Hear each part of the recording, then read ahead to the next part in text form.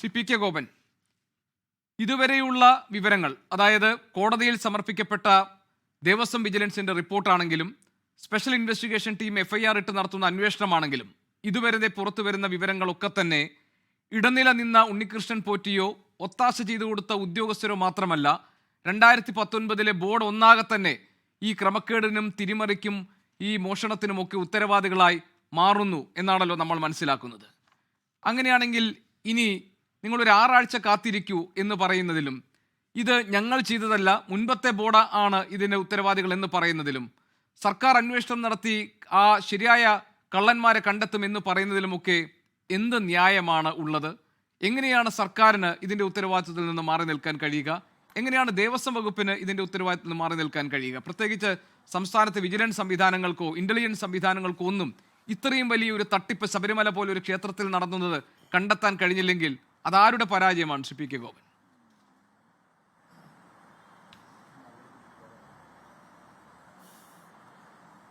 ഇതിൽ ഇപ്പോൾ ഒരു അവ്യക്തതയുടെ പ്രശ്നമില്ല.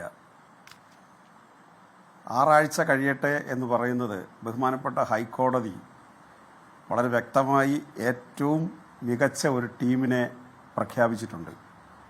ആ ടീം നന്നായിട്ട് ജോലിയെടുക്കുന്നുണ്ട്. അപ്പോൾ അതിൻ്റെ അന്വേഷണത്തിൽ നമുക്ക് എല്ലാവർക്കും ആശ്വസിക്കാൻ പറ്റുന്ന നിലപാടുകൾ വരും. അപ്പോൾ അതുവരെ വെയിറ്റ് ചെയ്യണമെന്ന് നിലവിലുള്ള ദേവസ്വം ബോർഡുകാർ പറഞ്ഞാൽ ഞങ്ങൾക്ക് ഇപ്പം തന്നെ നാളെ പ്രതികളെ കാണിച്ചു തരണം, മറ്റന്നാൾ പ്രതികളെ കാണിച്ചു തരണം എന്ന് വാശി പിടിക്കുന്നതിൽ അർത്ഥമില്ല.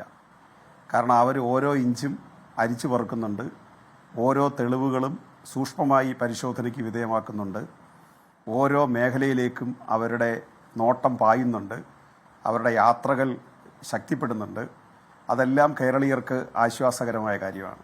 ബഹുമാനപ്പെട്ട ഹൈക്കോടതിയുടെ ടീമിനെ ആ അർത്ഥത്തിൽ നമുക്ക് വിശ്വാസത്തിലെടുക്കാം. പിന്നെ രണ്ടാമത്തെ വിഷയം 2019 ദേവസ്വം ബോർഡാണ്. 2019 ദേവസ്വം ബോർഡിൻ്റെ മേലും SITയുടെ ഒരു കണ്ണ് പാഞ്ഞിട്ടുണ്ട്. അവർക്ക് അക്കാര്യത്തിൽ നോട്ടക്കുറവ്, ജാഗ്രതക്കുറവ്, അവരാരും സ്വർണം കടത്തിയെന്ന് SIT നിരീക്ഷിച്ചിട്ടില്ല ഇതുവരെ.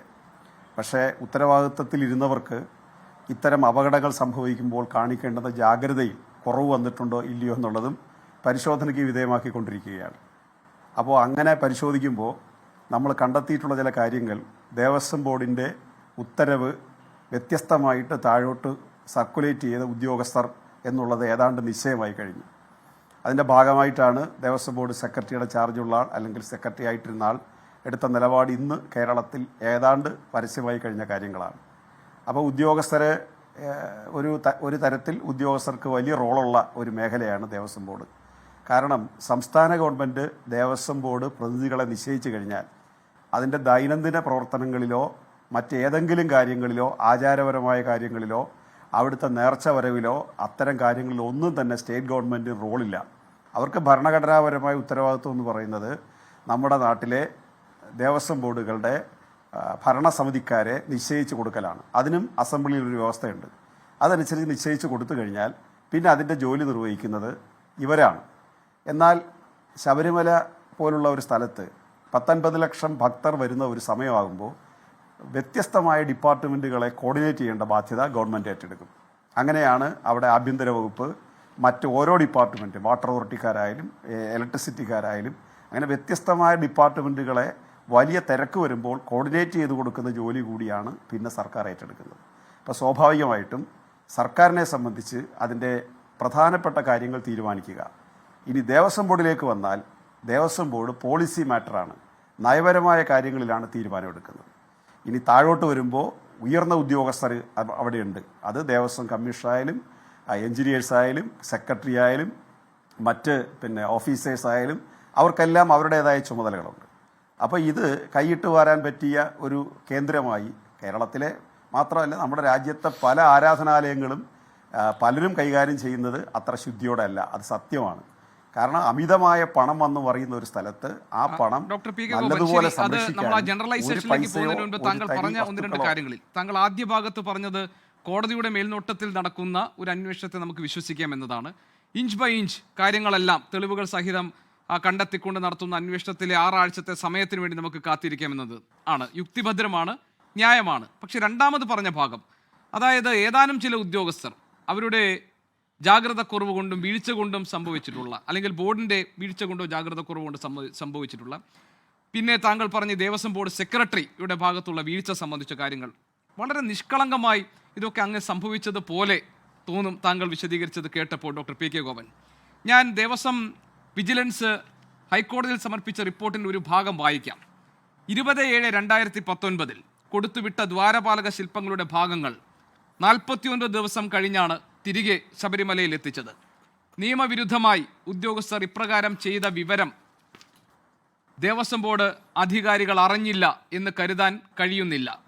ഉദ്യോഗസ്ഥർ അവരുടെ മാത്രം താല്പര്യപ്രകാരമാണ് ഇപ്രകാരം ചെയ്തത് എന്നും കരുതുവാൻ കഴിയില്ല.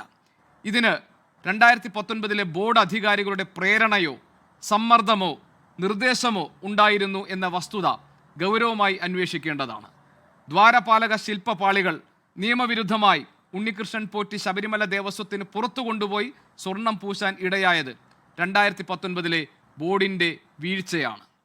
ഇതിലപ്പുറം ബോർഡിനെ കുറ്റക്കാരായി കാണാൻ കഴിയുന്ന മറ്റെന്ത് സാഹചര്യമാണ് വേണ്ടത് ഡോക്ടർ പി കെ ഗോപൻ?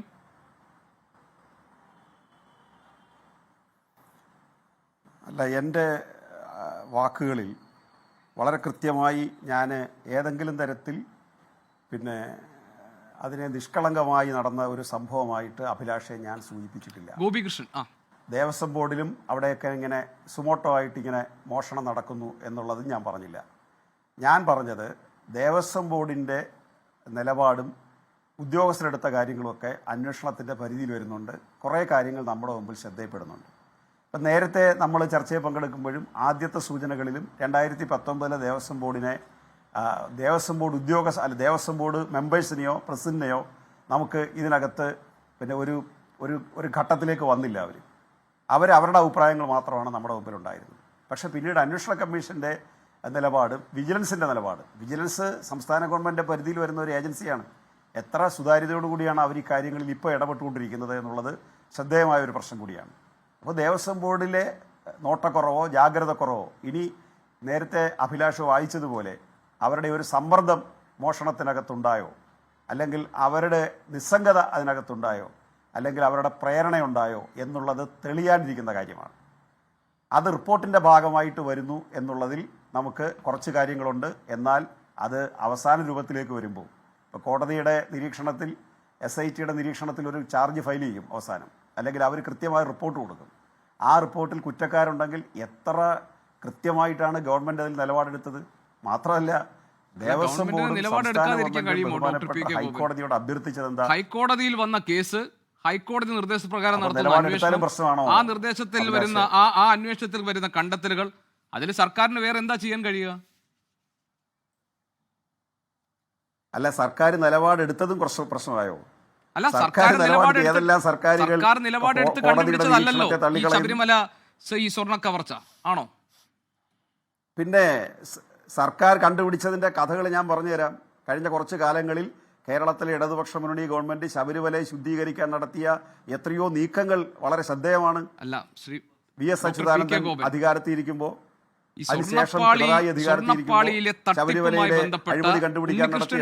ഇടനിലക്കാരൻ നടത്തിയിട്ടുള്ള ഈ കൊള്ളയുണ്ടല്ലോ, അതിൽ ഉദ്യോഗസ്ഥരുടെ ഇടപെടലുണ്ടല്ലോ, അതിൽ ബോർഡിന്റെ വീഴ്ചയുണ്ടല്ലോ, ഈ കാര്യങ്ങൾ സർക്കാർ ഇടപെട്ട് കണ്ടെത്തിയതാണോ എന്നാണ് ഡോക്ടർ പി കെ ഗോപൻ ഞാൻ ചോദിച്ചത്.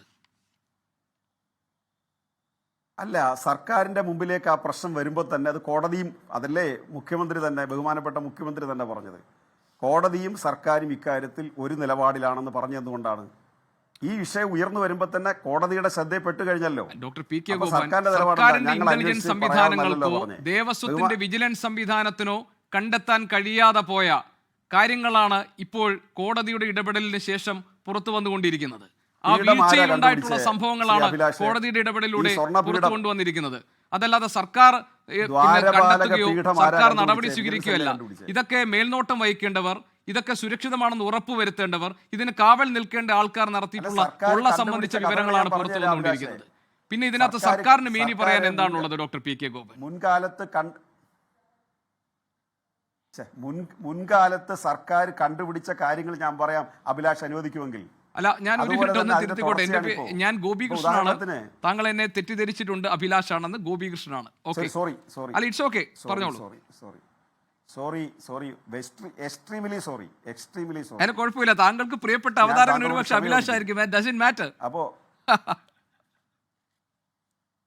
അല്ലല്ല പറഞ്ഞോളൂ. അത് ഞാൻ തിരുത്തിയല്ലോ. ഗോപികൃഷ്ണ, എനിക്ക് ഗോപികൃഷ്ണനെ നല്ല പരിചയമാണ്. കേരളത്തിലെ മികച്ച മാധ്യമ പ്രവർത്തകരിൽ ഒരാളാണ്. അങ്ങയുടെ പേര് തെറ്റി പറഞ്ഞതിൽ ഞാൻ അങ്ങേയറ്റം ക്ഷമ ചോദിക്കുന്നു. അപ്പം ഞാൻ പറഞ്ഞു വന്നത്, VS അച്യുതാനന്ദൻ മുഖ്യമന്ത്രിയായിട്ടിരിക്കുമ്പോൾ കേരളത്തിൽ അതിനു മുമ്പ് ശ്രീ AK ആന്റണി മുഖ്യമന്ത്രിയായിരിക്കുമ്പോൾ ഉണ്ടായ സംഭവങ്ങൾ, ഇതിനെല്ലാം നമ്മുടെ മുമ്പിൽ തെളിവുകളുണ്ട്. ശ്രീ AK ആന്റണി മുഖ്യമന്ത്രിയായിരിക്കുമ്പോഴാണ് അവിടെ 600ഓളം പേരെ അനധികൃതമായിട്ട് നിയമിച്ച വാർത്ത പുറത്തു വരുന്നത്. VS അച്യുതാനന്ദൻ മുഖ്യമന്ത്രിയായി കഴിയുമ്പോൾ ചെയ്തതെന്താ? അന്നത്തെ ദേവസ്വം ബോർഡ് പ്രസിഡന്റ് രാമൻ നായരുടെ ബോർഡിനെ പിരിച്ചുവിട്ടത് എങ്ങനെയാ? ജസ്റ്റിസ് പരിപൂർണൻ കമ്മീഷനെ ചുമതലപ്പെടുത്തി. അവരുടെ അന്വേഷണം പുറത്തു വന്നു. അനധികൃത നിയമനമാണെന്ന് പറഞ്ഞു. അപ്പോൾ കോൺഗ്രസിൻ്റെ ബോർഡ് പ്രസിഡന്റായിട്ടുള്ള ശ്രീ രാമൻ നായരെ പിരിച്ചുവിടേണ്ടി വന്നു. അതിനുശേഷമാണ് കേരളത്തിൽ പിണറായി അധികാരത്തിൽ വന്നപ്പോൾ റിക്രൂട്ട്മെൻറ്റ് ബോർഡ് ഏർപ്പെടുത്തിയത്. അങ്ങനെ ശബരിമലയിൽ നിയമനം എന്നുള്ളത് കൈക്കൂലി വാങ്ങിച്ചുകൊണ്ട് നടത്തിക്കൊണ്ടിരുന്നത് ഇല്ലാതാക്കിയത് LDF ഗവൺമെൻറ്റാണ്. ഇനി വേറൊരു സംഭവം ചൂണ്ടിക്കാണിച്ചു കഴിഞ്ഞാൽ, ശ്രീ ശിവകുമാർ മന്ത്രിയായിരിക്കുമ്പോൾ ശ്രീ ഉമ്മൻചാണ്ടിയാണ് അന്നത്തെ മുഖ്യമന്ത്രി. ശ്രീ ശിവകുമാറിൻ്റെ സഹോദരൻ അവിടെ നടത്തിയ സാമ്പത്തിക ക്രമക്കേടുകൾ ഉൾപ്പെടെ പിടിക്കപ്പെടുകയും 1,87,00,000 രൂപയുടെ അഴിമതിയിൽ അദ്ദേഹം പെടുന്നു. അദ്ദേഹത്തെ സസ്പെൻഡ് ചെയ്യുന്നു. ശിവകുമാർ സസ്പെൻഷനിരിക്കുമ്പോൾ പിന്നീട് പെൻഷനായി പിരിയുന്നു. ഈ സംഭവം കണ്ടുപിടിച്ചതാരാ? ഇടതുപക്ഷ ജനാധിപത്യ മുന്നണി ഗവൺമെൻറ്റാണ്. ഇനി മൂന്നാമത്തെ കാര്യം, ഒരു മുൻകരുതൽ കൂടി ഞാൻ പറയാം. അയ്യപ്പ സംഗമത്തിൻ്റെ പശ്ചാത്തലത്തിൽ ഈ ഗവൺമെൻറ് എടുക്കുന്ന ഒരു നിലപാട്, ശബരിമലയിൽ യാതൊരു കാരണവശാലും അഴിമതിയിൽ പെടാതിരിക്കാൻ വേണ്ടി ഞങ്ങളിപ്പോൾ ഇപ്പോഴത്തെ ദേവസ്വം ബോർഡും ഗവൺമെൻറ്റും കൂടി ചെയ്യുന്നത് അത് ഒരു ആധുനിക സാങ്കേതിക വിദ്യയിൽ കൊണ്ടുവരിക എന്നുള്ളതാണ്. ഒരു പ്രത്യേകമായിട്ടുള്ള സോഫ്റ്റ്വെയർ അതിനുവേണ്ടി ക്രിയേറ്റ് ചെയ്യുക എന്നുള്ളതാണ്. അതിന് കരാറുണ്ടാക്കി. ആ കരാർ തമിഴ്നാട്ടിലെ ചെന്നൈയിലെ NIC എന്ന കമ്പനിയുമായിട്ടാണ്.